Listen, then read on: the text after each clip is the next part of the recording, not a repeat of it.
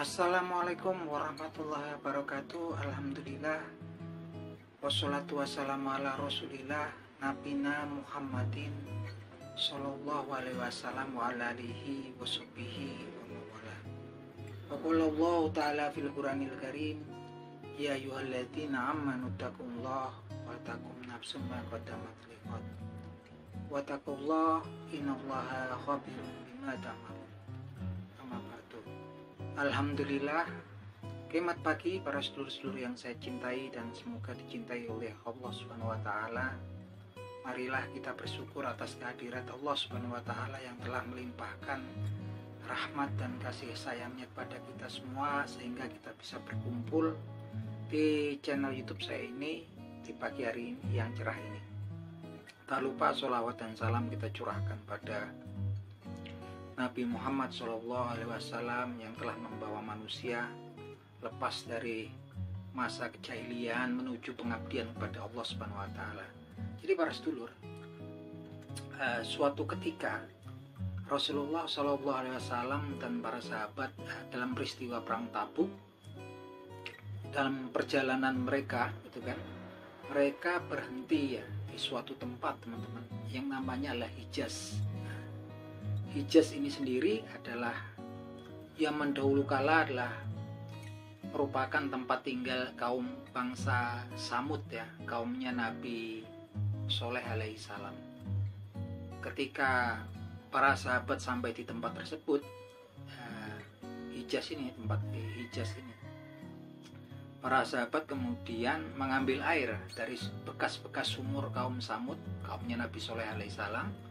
Dan mereka kemudian membuat adonan ya, membuat adonan makanan serta mengambil air, taruh di panci-panci mereka, mereka meletakkan daging di panci-panci mereka. Dan ketika Rasulullah SAW mengetahui hal tersebut, Rasulullah kemudian meminta para sahabat untuk menumpahkan semua isi panci-pancinya dan untuk memberikan adonan makanan mereka kepada unta-unta bawaan mereka. Yang mana dalam hal ini Rasulullah SAW kemudian bersabda dalam sebuah hadis yang diriwayatkan oleh Imam Bukhari rahimahullah ya, dan ini diriwayatkan oleh sahabat Abdullah bin Umar radhiyallahu anhu. Bunyinya sebagai berikut: Bismillahirrahmanirrahim. La tadkhulu haulai ma'azabin ila ang takunu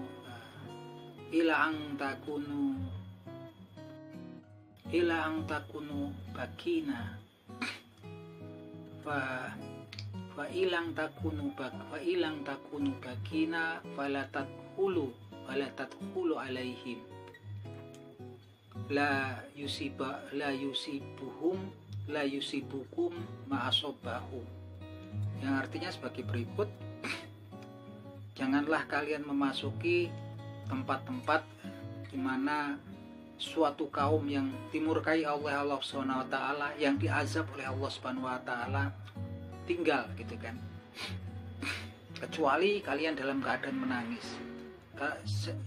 Dan kalau kalian tidak dalam keadaan menangis ketika memasuki tempat tersebut gitu kan, maka janganlah masuk ke dalamnya. Aku khawatir sehingga kalian tidak tertimpa musibah ataupun azab seperti yang menimpa kaum tersebut.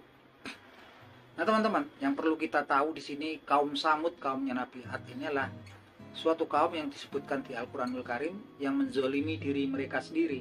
Mereka adalah suatu kaum yang pada waktu itu menolak ya, ajakan Nabi Soleh alaihissalam untuk kemudian taat kepada Allah Subhanahu wa taala. Bahkan ketika kemudian Nabi Soleh alaihissalam mendapatkan mukjizat dari Allah Subhanahu wa taala berupa unta betina yang mengeluarkan susu yang nggak pernah habis untuk diminum mereka, diambil dan diminum oleh kaumnya. Justru kemudian karena kedurhakaan daripada kaum Nabi Soleh alaihissalam ini, mereka menyembelih ya unta yang merupakan mukjizat daripada Allah Subhanahu wa taala yang diturunkan kepada Nabi Soleh alaihissalam tersebut. karena kemudian Allah Subhanahu wa taala atas murka atas perbuatan mereka tersebut, maka ditimpakanlah azab berupa angin ya, berupa angin badai yang sangat kuat dan diikuti dengan petir yang menggelegar, dan kemudian kaum Ad ini disambar oleh petir dari langit sehingga mereka binasa, bergelimpangan binasa gitu kan, seperti pohon kurma yang bertumbangan. Nah teman-teman, tempat ini saat ini namanya adalah Madain Saleh ya, bahasa di Saudi tempat modernnya namanya Madain Saleh dan Al-Ula gitu kan. Yang mana dulu merupakan tempat tinggalnya kaum Samud. Dulu di zamannya Rasulullah SAW namanya Hijaz. Artinya kemudian Rasulullah setelah Rasulullah memerintahkan para sahabat untuk menumpahkan semua isi panci dan memberikan adonan makanan mereka kepada unta bawaan mereka, kemudian Rasulullah SAW mengajak mereka untuk meninggalkan tempat tersebut, dan kemudian Rasulullah mengajak para sahabat ke sebuah sumur yang diberitakan oleh Rasulullah SAW adalah tempat minumnya untanya Nabi Soleh alaihissalam, dan mereka kemudian membuat adonan makanan dan minum di tempat tersebut. Nah dari hadis yang tersebut tadi ya teman-teman, kita bisa mengambil benang merah bahwasanya ada tempat-tempat yang memang kemudian terlarang untuk kita datangi ya, tempat-tempat yang merupakan bahkan itu sebetulnya cuma bekas ya, karena kaum Samud sendiri udah nggak ada di situ. Dan ini tampaknya hadis ini juga nggak secara khusus cuma untuk tempatnya kaum Samud, tapi sebetulnya pembelajarannya adalah untuk secara umum. Artinya kita memang nggak boleh mendatangi, mengunjungi ya sebenarnya tempat-tempat yang disinyalir tempat tersebut lah tempat-tempat tinggal kaum yang mendurhakai Allah Subhanahu wa taala dan mendapatkan azab dari Allah Subhanahu wa taala. Karena apa? Karena disebutkan oleh Rasulullah SAW bahwasanya beliau khawatir bahwasanya mereka ketika mendatangi tempat tersebut dikhawatirkan akan terkena musibah ataupun azab seperti yang menimpa kaum tersebut. Kalau kemudian teman-teman bertanya, loh apa hubungannya, apa koneksinya ya? Kalau masalah yang seperti ini kan sebenarnya masalah gaib ya, yang kita juga yang nggak ngerti. Yang ngerti adalah Allah Subhanahu wa taala dan para rasulnya, nabi dan rasulnya gitu kan. Yang jelas kita turuti saja gitu kan. Artinya di sini kemudian para ulama dari hadis ini pun kemudian sebagian juga berpendapat bahwasanya kita masuk ke kuburan atau kuburan ataupun makam-makam orang-orang di luar golongan kita pun tidak diperbolehkan gitu kan. Kalau kita lihat dari konstruksi hadis ini gitu kan. Karena orang-orang di luar golongan kita lah kemudian orang-orang yang kemudian yang memang secara doktrin agama kita adalah orang-orang yang dimurkai oleh Allah Subhanahu wa taala. Ketika mereka meninggal kemudian tidak dalam kondisi Islam gitu kan. Yang jelas ini kita bisa mengambil pembelajaran bahwasanya ada tempat-tempat tertentu yang terlarang kemudian kita untuk datangi, ataupun bahkan kemudian kita istirahat atau makan minum di situ gitu kan. Sangat kontras saat ini kita lihat kan di internal umat Islam banyak sekali orang-orang yang kemudian mengamalkan ilmu-ilmu tertentu gitu kan, kemudian ziarah tempat-tempat tertentu yang kita nggak tahu sejarahnya tentang tempat tersebut. Bahkan mungkin tempat yang diziarahi juga bukan merupakan makam daripada orang-orang di golongan kita. Ya mungkin sah-sah saja gitu kan, bebas-bebas saja, tapi sebagai seorang Muslim, insya Allah sebagai seorang hamba yang beriman, berusaha menjadi hamba yang beriman, tentunya kewajiban kita adalah untuk saling mengingatkan, saling berwasiat dalam kebenaran, dan saling berwasiat untuk meninggalkan, mencegah kemungkaran gitu kan.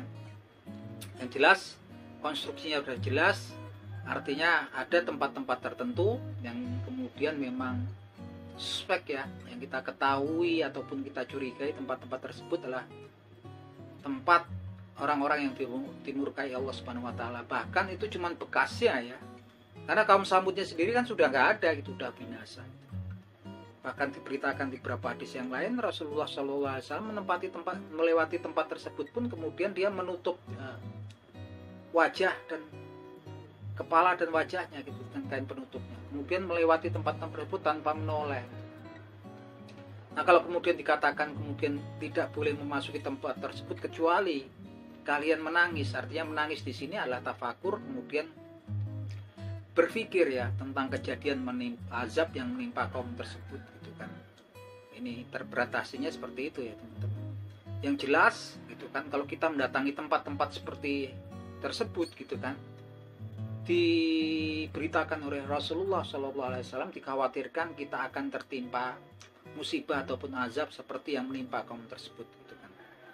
Nah itu kalau kita logikakan juga susah. Yang jelas ini adalah suatu kegaiban, tentunya yang paling tahu adalah Allah Subhanahu wa taala beserta para nabi dan rasulnya. Akhir kata teman-teman, semoga bermanfaat obrolan kita di pagi hari ini. Akhir kata, wabillahi taufik wal hidayah. Wassalamualaikum warahmatullahi wabarakatuh.